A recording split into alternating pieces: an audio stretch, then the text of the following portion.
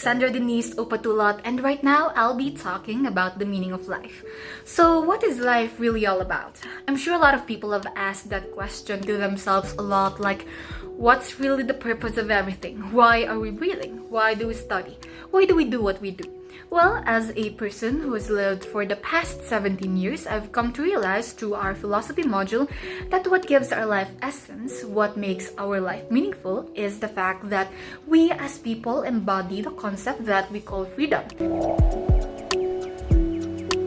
The freedom which is given to us by God.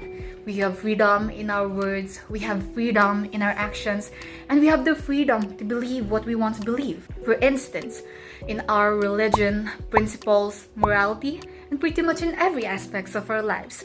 Like me, I am free to choose how I approach political and social issues. I am free to choose the career that I want to have in the future. I'm free to act and speak whatever I want to convey. And with such freedom, it is only of course rightful that I take responsibility for them. Moreover, freedom gives us a choice. So I reflected that we all must realize our freedom, and we should not let others dictate how we should be. After all, one of the meaning of our life is for us to be free.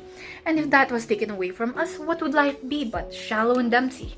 All we need to remember is that we need to take responsibilities for our words and actions as we practice our right to freedom.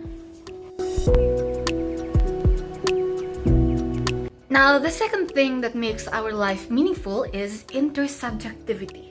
It is the means to interact, relate, or converse with others in a way that is mutual, equal. It helps us connect with other people. It helps us create and flourish in relationships. Moreover, this is interconnected with the thing we studied a lot in school, called proper communication. Through intersubjectivity, we practice the concept of words and what they will mean for the other end. We talk and we connect while avoiding things like miscommunication. Now, to reflect, I aim to practice intersubjectivity in my everyday life. Being a particularly introverted and shy person myself, it is my goal to socialize, converse, and connect with other people in a way wherein we both reciprocate comprehensibility, truthfulness, and rightness. So to summarize my second point, intersubjectivity gives meaning to our life, for it helps us fulfill our roles as social beings. Now, why don't we take a walk outside to continue our reflection? Another thing that gives meaning to our life is our immersion in society. Immersing in society means completely integrating oneself into civilization or actively participating in social life. Personally, before, I was never particularly interested in contributing to society because it was never really that important to me. I was quite satisfied lying in my bed, scrolling around social media with little regard for our outside world. On the other hand, I came to the realization that if I continue in that matter of living, I would be throwing away one of the most vital aspects of lives, which is the opportunity to form connections with other individuals. With societal immersement, we develop into dependable members of our communities. It also gives us the opportunity to reflect on our assumptions, attitudes, and knowledge based off our profession and to gain cultural competence. Moreover, to summarize my third point, life is meaningful because we are social beings who connect with the world around us. Look at this view. So pretty. Alright, now let's proceed with my fourth point. One of the meaning of life is for us to be oriented towards the end of life itself. Death may be horrifying or fearful to some people. Actually, it is not that unusual to hear a person say that they'd like to be immortal or live forever, like the famous vampires we see in a lot of television. However, through our philosophy module, I've come to realize that death is part of being human. It is the normal cycle of everything. It is the beauty of being human.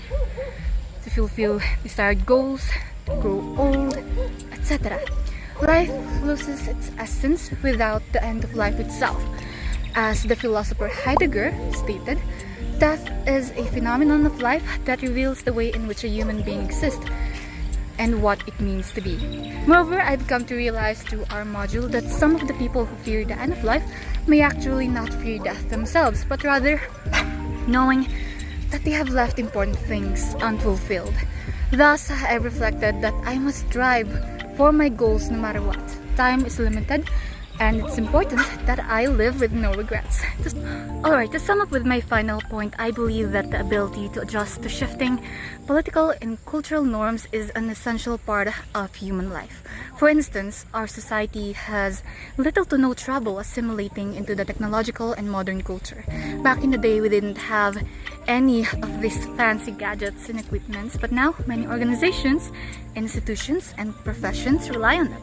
One could say the same thing about politics. What our leaders are saying about the new policies, we adjust to them quickly. We do what they say and we move forward. Therefore, our ability to adjust to new social, political, and cultural norms is crucial to our continued progress. Our ability to adapt and continually progress is a testament to the grace and essence of life in a way. Same thing goes for me, of course. This ability of mine to adapt, to transcend, really gives meaning to my life, ever full of wonders. And that's it. Thank you for listening. Hi!